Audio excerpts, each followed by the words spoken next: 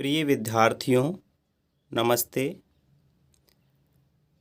आज हम कक्षा 9 क्षितिज भाग 1 के गद्य खंड से महादेवी वर्मा जी के द्वारा रचित मेरे बचपन के दिन संस्मरण का अध्ययन करेंगे। तो आइए सर्वप्रथम हम महादेवी वर्मा जी का जीवन परिचय जानते हैं। महादेवी वर्मा का जन्म सन 1907 में उत्तर प्रदेश के फर्रुखाबाद शहर में हुआ था।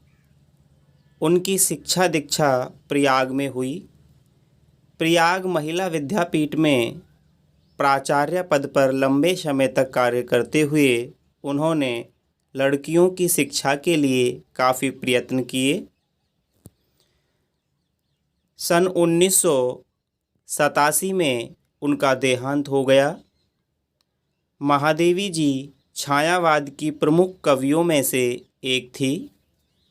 छायावाद का जो समय है, हिंदी में छायावाद का समय 1918 से 1936 तक की समयावधि को छायावाद के नाम से जाना जाता है।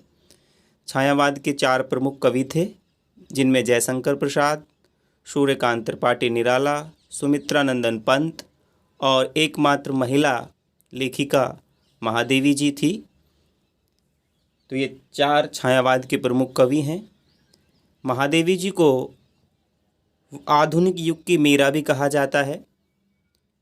भक्ति काल की मीरा के समान ही इन्होंने पद भी लिखे हैं। निहार, रश्मि, नीरजा, यामा, दीपशिखा उनके प्रमुख काव्य संग्रह हैं, कविताओं के संग्रह हैं। कविता के साथ साथ उन्होंने सशक्त गद्य रचनाएं भी लिखी हैं। सशक्त होता है मजबूत, जिनमें रेखाचित्र तथा संस्मरण प्रमुख हैं। अतीत के चलचित्र, स्मृति की रेखाएं, पथ के साथी, श्रृंखला की कड़ियाँ उनकी महत्वपूर्ण गद्य रचनाएं हैं। महादेवी वर्मा को साहित्य अकादमी एवं ज्ञानपीठ पुरस्कार से सम्मानित किया गया। भारत सरकार ने उन्हें पद्म भूषण से अलंकृत किया। महादेवी वर्मा की साहित्य साधना के पीछे एक और आज़ादी के आंदोलन की प्रेरणा है, तो दूसरी ओर भारतीय समाज में स्त्री जीवन की वास्तविक स्थिति का बोध भी है। हिंदी गद्य साहित्य में संस्मरण एवं रेखा चित्र को बुलंदियों तक पहुंचाने का श्रेय महादेवी जी को है। देखो, रेखा चित्र लेखनी के द्वारा ऐसे चित्र अंकित करना कि हमारे मन मस्तिष्क पर वो छप जाएं। और संस्मरण में होता है बार बार स्मरण करना, किसी बात को बार बार याद करना। और जब किसी व्यक्ति या वस्तु विषय की याद को आधार बना करके उसके संबंध में लेख लिख दिया जाए तो वो संस्मरण कहलाता है। आगे चलते हैं। उनके संस्मरणों तथा रेखा चित्रों में शोषित पीड़ित लोगों के प्रति ही नहीं बल्कि पशु पक्षियों के लिए भी आत्मीयता एवं अक्षय करुणा प्रकट हुई है। अक्षय, ऐसी करुणा, ऐसी दया जिसका कभी क्षय ही नहीं हो, कमी नहीं हो, जिस दया में कोई कमी ना हो, अक्षय करुणा कहलाती है। उनकी भाषा शैली सरल एवं स्पष्ट है तथा शब्द चयन प्रभावपूर्ण और चित्रात्मक हैं। यहाँ हमें संस्मरण का परिचय दिया गया है। देखते हैं। मेरे बचपन के दिन, संस्मरण का नाम है मेरे बचपन के दिन, अर्थात इस संस्मरण में ये आत्मशैली में लिखा गया संस्मरण है। महादेवी जी अपने बचपन के दिनों को बार बार याद कर रही हैं और अपनी लेखनी चला रही हैं। तो तैयार हुआ संस्मरण मेरे बचपन के दिन। मैं महादेवी जी ने अपने बचपन के उन दिनों को स्मृति के सहारे लिखा है जब वे विद्यालय में पढ़ रही थी। इस अंश में लड़कियों के प्रति सामाजिक रवैये, विद्यालय की सहपाठिनों, सहेलियों, छात्रावास की जीवन और स्वतंत्रता आंदोलन के प्रसंगों का बहुत ही सजीव वर्णन है। मेरे बचपन के दिन। बचपन की स्मृतियों में एक विचित्र सा आकर्षण होता है। कभी कभी लगता है जैसे सपने में सब देखा होगा। परिस्थितियाँ बहुत बदल जाती हैं। अपने परिवार में मैं कई पीढ़ियों के बाद उत्पन्न हुई। लेखिका कहती हैं कि मैं अपने परिवार में कई पीढ़ियाँ गुजर जाने के बाद लड़की रूप में पैदा हुई। इससे पहले कोई लड़की पैदा नहीं हुई थी, लड़के ही लड़के पैदा होते थे।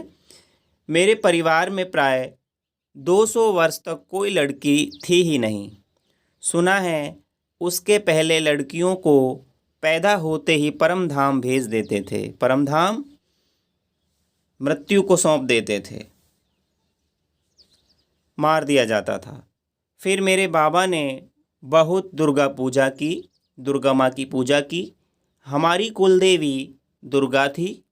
मैं उत्पन्न हुई तो मेरी बड़ी खातिर हुई, सम्मान हुआ, इज्जत हुई, और मुझे वह सब नहीं सहना पड़ा जो अन्य लड़कियों को सहना पड़ता है।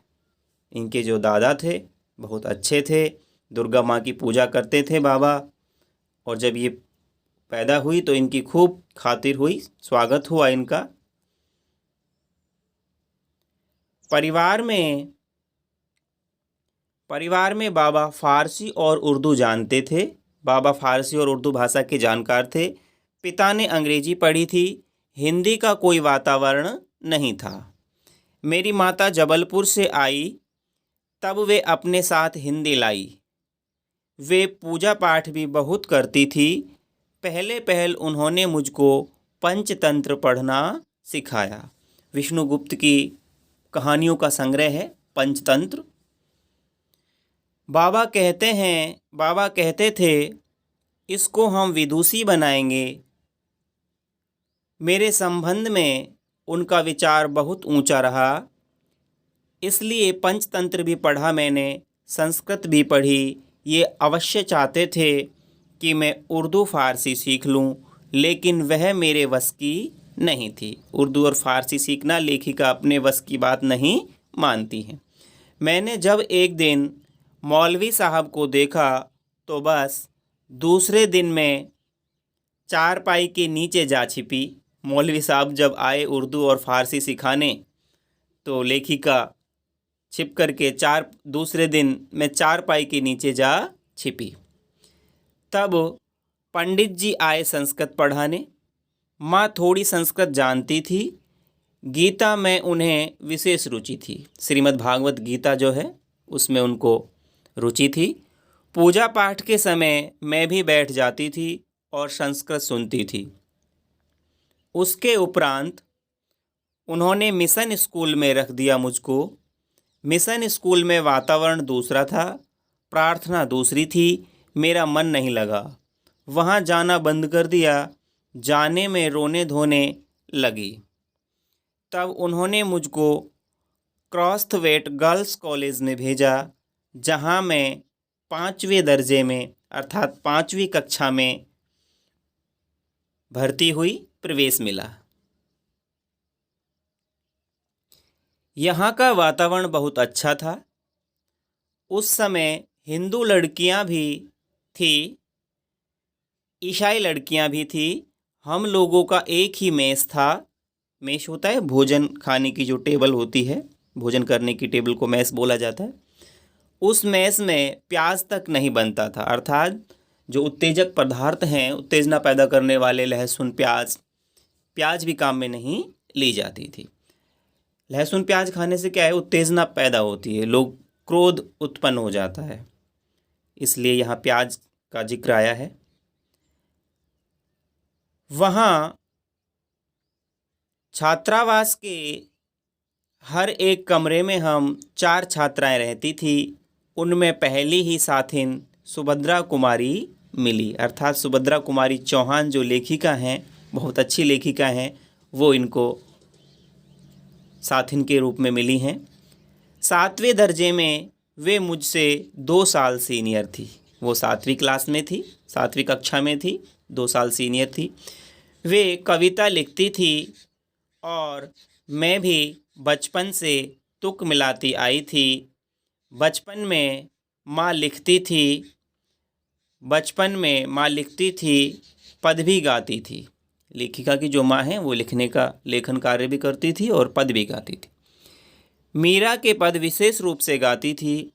सवेरे जागिए कृपा निधान पंछी बन बोले, यही सुना जाता था। सवेरे प्रभाती रूप में प्रभाती गाती थी। तो सुबह के समय जो गान गाया जाता है उसे प्रभाती कहते हैं।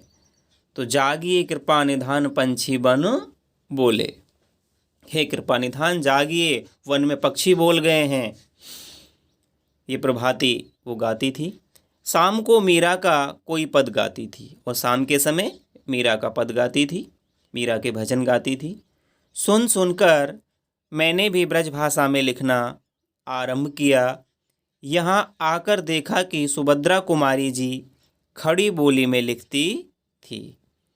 सुभद्रा कुमारी जी खड़ी बोली में लिखती हैं, लेखिका हैं। मैं भी वैसा ही लिखने लगी, लेकिन सुभद्रा जी बड़ी थी, प्रतिष्ठित हो चुकी थी, सम्मान उनको मिल चुका था। उनसे छिपा छिपा कर लिखती थी मैं। एक दिन उन्होंने कहा, महादेवी तुम कविता लिखती हो? तो मैंने डर के मारे कहा नहीं। अंत में उन्होंने मेरी डेस्क की किताबों की तलाशी ली और बहुत सा निकल पड़ा उसमें से, अर्थात बहुत सी जो लेख हैं वो निकल पड़े। तब जैसे ही किसी अपराध को पकड़ते हैं, ऐसे उन्होंने एक हाथ में कागज़ लिए और एक हाथ से मुझको पकड़ा और पूरे हॉस्टल में दिखा आई कि ये कविता लिखती हैं। फिर हम दोनों की मित्रता हो गई। क्रॉसवेट में एक पेड़ की डाल नीची थी, उस डाल पर हम लोग बैठ जाते थे। जब और लड़कियां खेलती थी तब हम लोग तुक मिलाते थे। जब और लड़कियां खेलती थी तब हम लोग तुक मिलाते थे, अर्थात कविताएं गढ़ते थे। उस समय एक पत्रिका निकलती थी, स्त्री दर्पण, उसी में भेज देते थे कविताओं को छापने के लिए। अपनी तुकबंदी छप भी जाती थी। फिर यहाँ कवि सम्मेलन होने लगे तो हम लोग भी उनमें जाने लगे। हिंदी का उस समय प्रचार प्रसार था। मैं सन 1917 में यहाँ आई थी। उसके उपरांत गांधी जी का सत्याग्रह आरंभ हो गया और आनंद भवन स्वतंत्रता के संघर्ष का केंद्र हो गया। आनंद भवन इलाहाबाद में स्थित था। तो यहाँ स्वतंत्रता का संघर्ष का केंद्र कौन हो गया? आनंद भवन। जहाँ तहाँ हिंदी का भी प्रचार चलता था, कवि सम्मेलन होते थे तो क्रॉसवेट से मैडम हमको साथ लेकर जाती थी। हम कविता सुनाते थे। कभी हरिओध जी अध्यक्ष होते थे, कभी श्रीधर पाठक होते थे। अयोध्या सिंह उपाध्याय हरिओध जी अध्यक्ष होते थे, कभी श्रीधर पाठक जी होते थे, तो कभी रत्नाकर जी होते थे। कभी कोई होता था। कब हमारा नाम पुकारा जाए बेचैनी से सुनते रहते थे। मुझको प्राय प्रथम पुरस्कार मिलता था। 100 से कम पदक नहीं मिले होंगे उसमें, अर्थात 100 के आसपास लेखिका को पुरस्कार मिले हैं। एक बार की घटना याद आती है कि एक कविता पर मुझे चांदी का एक कटोरा मिला। बड़ा नक्काशीदार और सुंदर था। चित्रकारी हुआ नक्काशीदार होता है जिसमें बैल बूटे की सजावट हो, चित्र बने हों।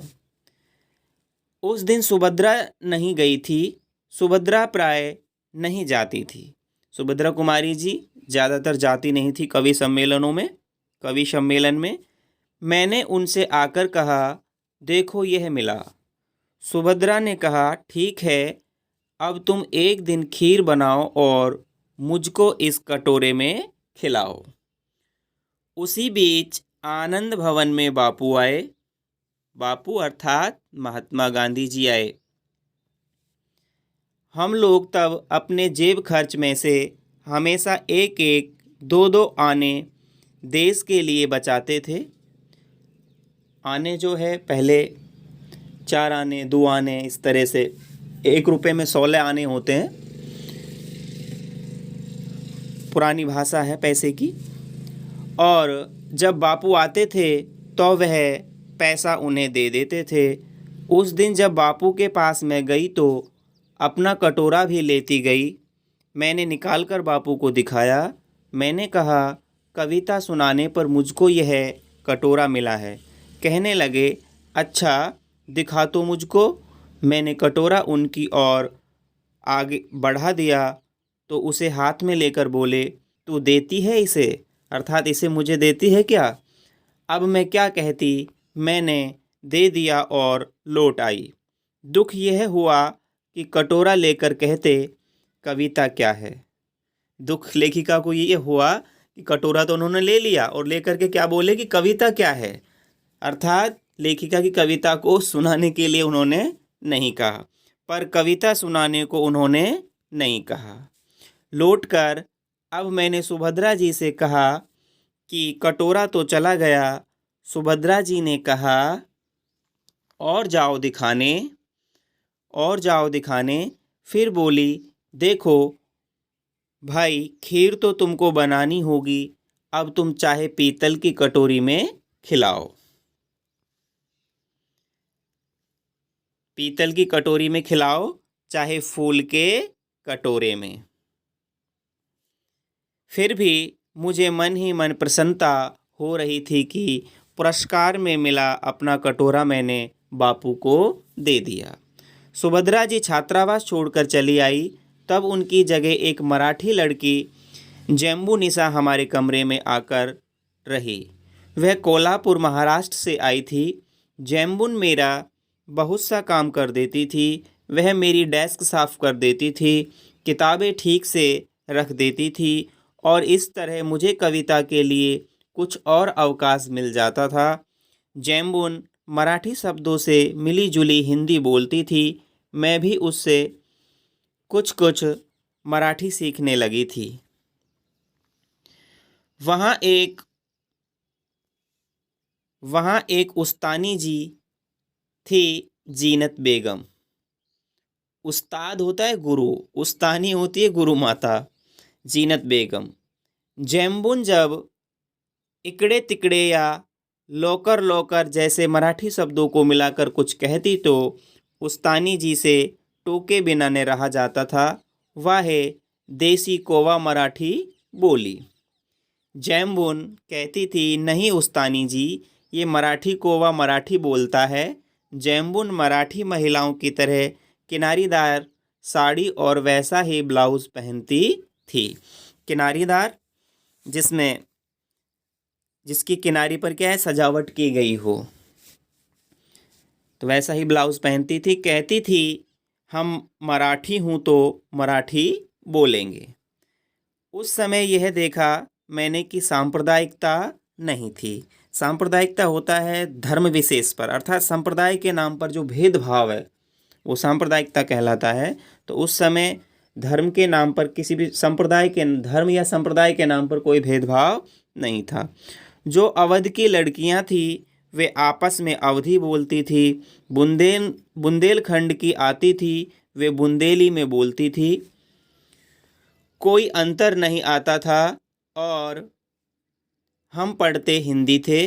उर्दू भी हमको पढ़ाई जाती थी, परंतु आपस में हम अपनी भाषा में ही बोलती थी। ये बहुत बड़ी बात थी। हम एक मेस में खाते थे, अर्थात एक ही टेबल पर खाना खाते थे, एक प्रार्थना में खड़े होते थे, कोई विवाद नहीं होता था। मैं जब विद्यापीठ आई तब तक मेरे बचपन का वही क्रम चला जो आज तक चलता आ रहा है। कभी कभी बचपन के संस्कार ऐसे होते हैं।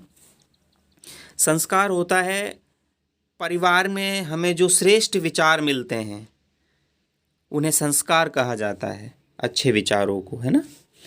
तो कभी कभी बचपन के संस्कार ऐसे होते हैं कि हम बड़े हो जाते हैं तब तक चलते रहते हैं। बचपन का एक और भी संस्कार था कि हम जहाँ रहते थे वहाँ जवारा के नवाब रहते थे। उनकी नवाबी छिन गई थी। वे बेचारे एक बंगले में रहते थे। उसी कंपाउंड में हम लोग रहते थे। बेगम साहिबा कहती थी हमको ताई कहो।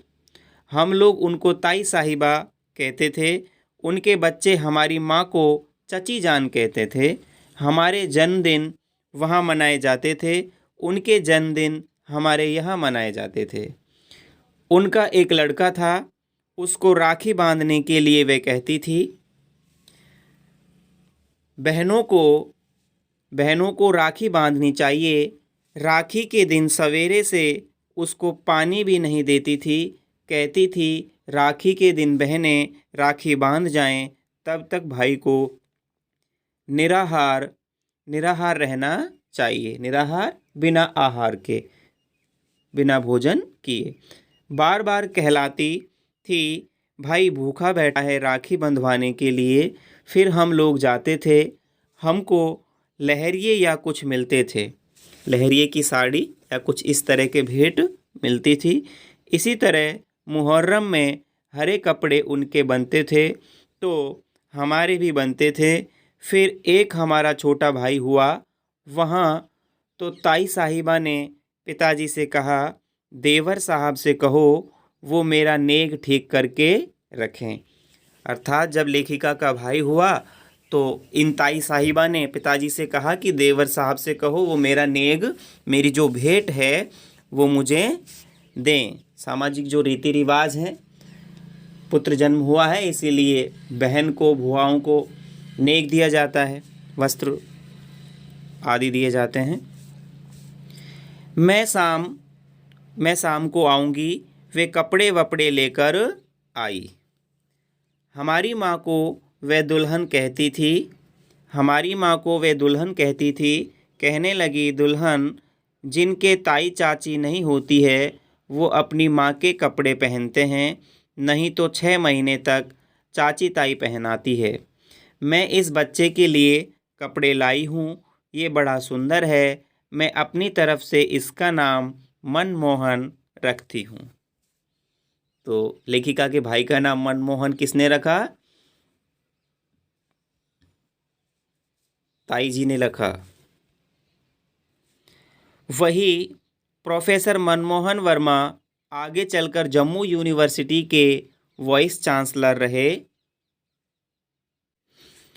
वही प्रोफेसर मनमोहन वर्मा आगे चलकर जम्मू यूनिवर्सिटी के वाइस चांसलर रहे। वाइस चांसलर होता है उपकुलपति।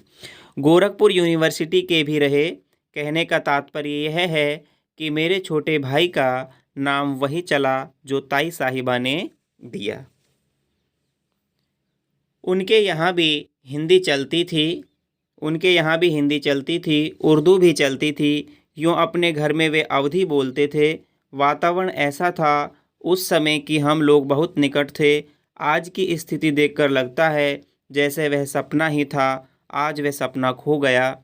शायद वह सपना सत्य हो जाता तो भारत की कथा कुछ और होती। अर्थात उस समय किसी भी तरह का सांप्रदाय विशेष का कोई भेदभाव नहीं था। बहुत अच्छी मिलनसारी थी। एक दूसरे के सुख दुख में लोग साथ देते थे। तो लेखिका कल्पना कर कर जता रही हैं कि शायद वो सपना सत्य हो जाता तो भारत की जो आज की कथा है वो कुछ और होती। इस तरह का वैमनस्य, भेदभाव नहीं होता। यहाँ ये जो अपना संस्मरण है पूर्ण होता है। प्रश्न अभ्यास है। आइए प्रश्न करते हैं। पहला प्रश्न है मैं उत्पन्न हुई तो मेरी खातिर हुई और मुझे वह सब नहीं सहना पड़ा जो अन्य लड़कियों को सहना पड़ता है। इस कथन के आलोक में आप यह पता लगाएं कि उस समय लड़कियों की दशा कैसी थी। देखो उस समय अर्थात 1900 ईस्वी के आसपास की बात हो रही है। उस समय भारत में लड़कियों की जो दशा थी वो अच्छी नहीं थी, क्योंकि उस समय लड़कियों को जन्म लेते ही मार दिया जाता था। उन्हें बोझ समझा जाता था। उनका जन्म हो जाता तो घर में दुख का वातावरण छा जाता। लड़कियों के पालन पोषण और शिक्षा पर अधिक ध्यान नहीं दिया जाता था। आगे ख करते हैं। लड़कियों के जन्म के संबंध में आज कैसी परिस्थितियां हैं। भाई उस समय तो इस तरह की थी, तो आज कैसी हैं। आज देखो कुछ सुधार हुआ है। आज लड़कियों के जन्म के संबंध में जो परिस्थितियां हैं वो कुछ ना कुछ बदली हैं। पढ़े लिखे लोग लड़का लड़की के भेदों को धीरे धीरे कम करते जा रहे हैं। बहुत से जागरूक लोग लड़कियों को भी उसी तरह पालन पोषण और क्या कहें सत्कार करते हैं उनका, जैसे लड़के का करते हैं। शहरों में लड़कियों को लड़कों की तरह ही पढ़ाया जाता है, किंतु लड़कियों के साथ भेदभाव अभी पूरी तरह से क्या है समाप्त नहीं हुए हैं। आज भी बहुत सारी भ्रूण हत्याएं होती हैं। तो लड़कियों के जन्म को रोकने के लिए लोग भ्रूण हत्या, लिंग परीक्षण का आज भी चोरी छिपे उपयोग करते हैं। तो कुछ ना कुछ परिस्थितियां, बहुत सारी परिस्थितियां बदली हैं। हर क्षेत्र में लड़कियां अपना पायदान उनका बढ़ा है। आगे चलते हैं। दूसरा प्रश्न है, लेखिका उर्दू फारसी क्यों नहीं सीख पाई। देखो, लेखिका उर्दू फारसी इसलिए नहीं सीख पाई क्योंकि उनको इसमें बिल्कुल भी रुचि नहीं थी। जिस चीज़ में रुचि नहीं होती उसे सीखा नहीं जा सकता। तो जब इनके बाबा थे वो ये अवश्य चाहते थे कि लेखिका जो है उर्दू और फारसी सीख ले, लेकिन उन्होंने कहा कि ये मेरे वश में नहीं था, मुझे ये रुचता नहीं था। तो लेखिका इसीलिए उर्दू, और लेखिका को जब उर्दू पढ़ाने के लिए मौलवी साहब घर पर आए तो वो कहाँ छिप गई थी, चारपाई के नीचे छिप गई थी। तो रुचि नहीं होने के कारण वो नहीं सीख पाई। आगे चलते हैं। तीसरा प्रश्न है, लेखिका ने अपनी माँ के व्यक्तित्व के किन किन विशेषताओं का उल्लेख किया है। लेखिका ने अपनी माँ की देखो कई सारी विशेषताओं का उल्लेख किया है, जैसे इनका हिंदी प्रेम, हिंदी भाषा के प्रति उनका प्रेम था। लेखन और गायन में उनका रुचि थी, शौक था उनको लेखन और गायन का। वे हिंदी और संस्कृत जानती थी और दोनों भाषाओं में पारंगत थी। उनकी माँ जो थी वो धार्मिक स्वभाव वाली थी, पूजा पाठ करती थी, सुबह प्रभाती गाती थी, कृपा निधान पंछी बन बोले, और शाम को मीरा के पद गाती थी और लिखा भी करती थी। तो अच्छे संस्कार, लेखिका पर अपनी माँ के अच्छे संस्कारों की छाप पड़ी। आगे चौथा प्रश्न देखते हैं, जवारा के नवाब के साथ अपने पारिवारिक संबंधों को लेखिका ने आज के संदर्भ में स्वप्न जैसा क्यों कहा है। अंतिम पंक्तियों में उन्होंने कहा, जवारा के जो नवाब थे उनके साथ महादेवी वर्मा का जो पारिवारिक संबंध था वो सगे संबंधियों से भी बहुत अधिक था, घनिष्ठ था।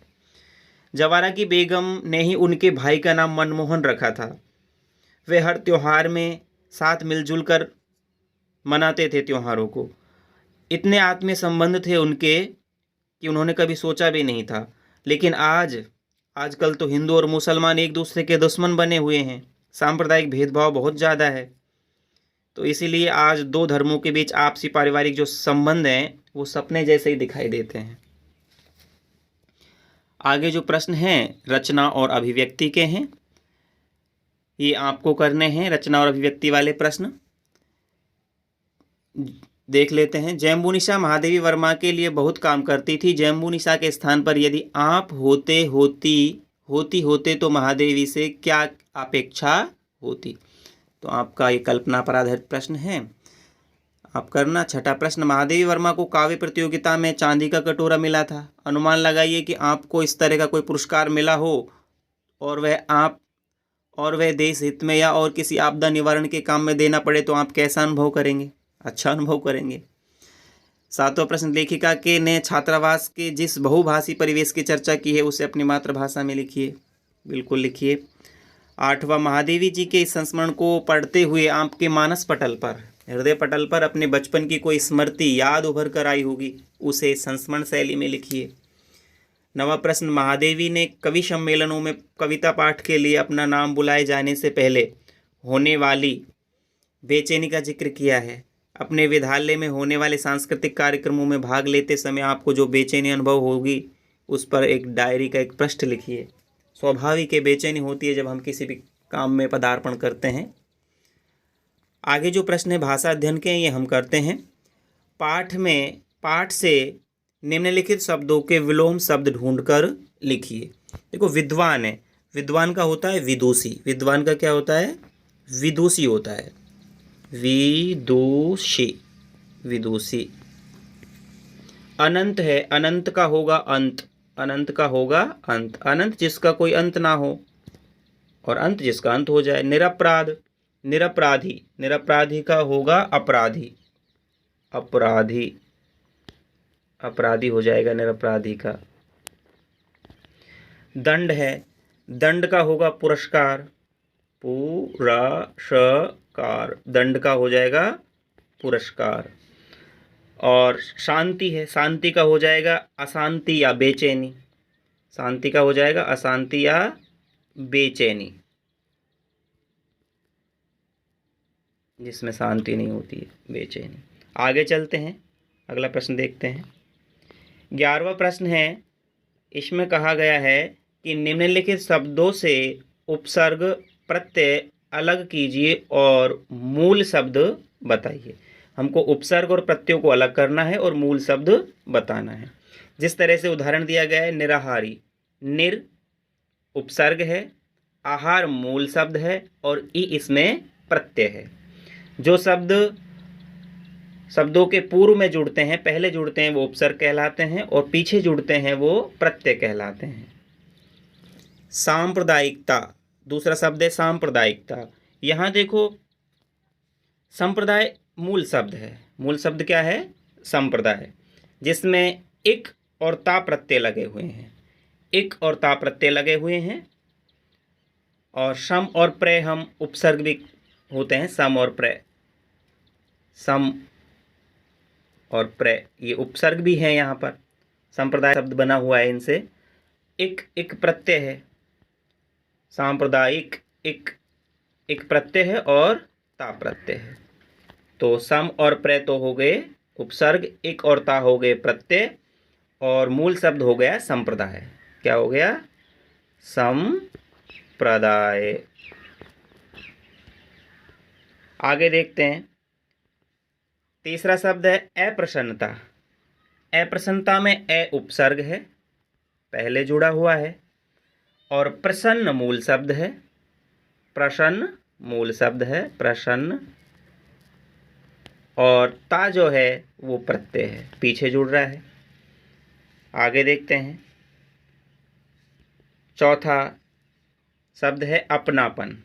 अपनापन, अपना मूल शब्द है, अपना मूल शब्द है और पन पीछे जुड़ रहा है, ये प्रत्यय है। पन क्या है? प्रत्यय है। अगला शब्द है किनारीदार। किनारीदार, तो किनारी तो मूल शब्द है, किनारी, और दार क्या है? दार प्रत्यय है। किनारी मूल शब्द और दार प्रत्यय है। स्वतंत्रता है, अगला शब्द है स्वतंत्रता। स्वतंत्रता, तो स्व, स्व तो है उपसर्ग, स्व तो है उपसर्ग। तंत्र जो है मूल शब्द है, तंत्र मूल शब्द है, और ता जो है प्रत्यय है। ता क्या है? प्रत्यय है।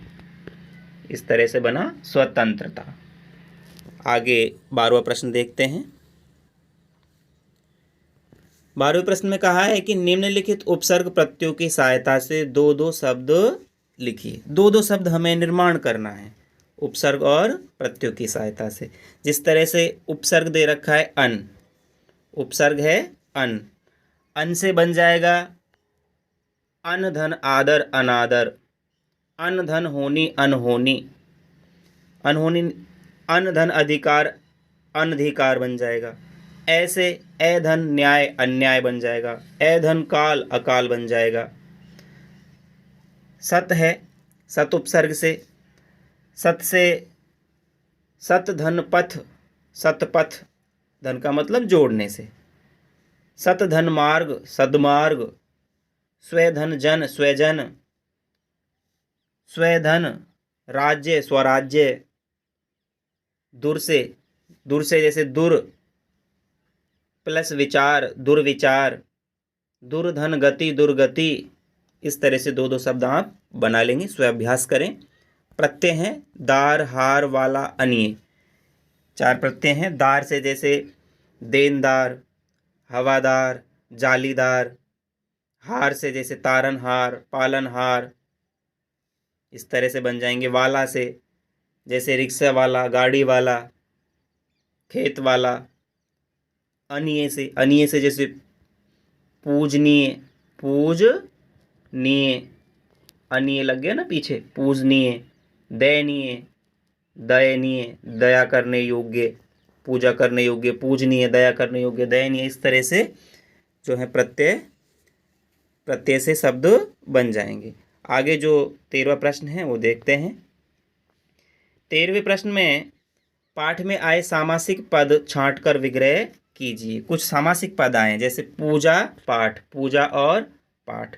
पूजा पाठ जो है इसमें द्वंद्व समास है, जहाँ दोनों पद प्रधान होते हैं वहाँ द्वंद्व समास होता है। इसी तरह से आया है, देखो पाठ में कुल देवी शब्द आया है। कुल देवी अर्थात कुल की देवी, कुल देवी, कुल देवी, कुल की देवी, कुल देवी, कुल की देवी शब्द आया है। तत्पुरुष समास हो जाएगा। संबंध बता रहे ना, देवी का संबंध कुल से है। पहले पहल, पहले पहल, पहले पहल, पहले पहल शब्द है।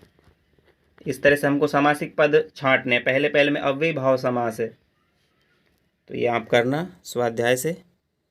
आगे चलते हैं। यहाँ पाठ्येतर संक्रियता है, इस पर विचार कर लीजिएगा। बचपन में केंद्रित मैक्सिम गोर्की की रचना मेरा बचपन पुस्तकालय से लेकर पढ़ सकते हैं आप। मातृभूमि ए विलेज विदाउट वीमेन 2005 फिल्म देख सकते हैं। मनीषा झा द्वारा निर्मित इस फिल्म में कन्या भ्रूण हत्या की त्रासदी को अत्यंत बारीकी से दिखाया गया है और कल्पना के आधार पर बताइए कि लड़कियों की संख्या कम होने पर भारतीय समाज का रूप कैसा होगा। ये पाठ्येतर संक्रियता है। शब्द संपदा हम कर लेते हैं। परमधाम, परमधाम होता है स्वर्ग। प्रतिष्ठित, सम्मानित। नक्काशीदार, बैल बूटे के काम से युक्त अर्थात चित्रकारी युक्त।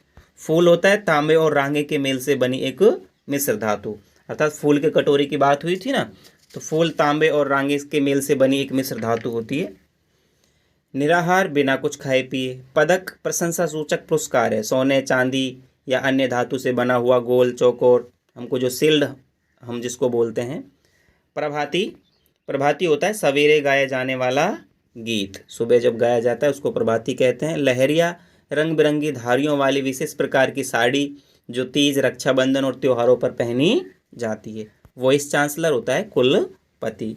यह भी जाने में स्त्री दर्पण जो पत्रिका है उसके बारे में बताया गया है कि इलाहाबाद से प्रकाशित होने वाली यह पत्रिका श्रीमती रामेश्वरी नेहरू के संपादन में सन 1909 से 1924 तक लगातार प्रकाशित होती रही। स्त्रियों में व्याप्त अशिक्षा और कुरीतियों के प्रति जागृति पैदा करना उसका मुख्य उद्देश्य था। तो रामेश्वरी नेहरू जी जो हैं वो पंडित जवाहरलाल नेहरू के परिवार से ताल्लुक़ रखती हैं, नेहरू परिवार से ताल्लुक़ रखती हैं। पंडित जवाहरलाल नेहरू के चचेरे भाई की पत्नी थी रामेश्वरी नेहरू, जिन्होंने स्त्री दर्पण पत्रिका प्रकाशित की थी। समाज के लिए बहुत अच्छा काम इन्होंने किया था। तो यहाँ अपना जो आज का ये संस्मरण है, अध्याय है, पूर्ण होता है। सभी को धन्यवाद।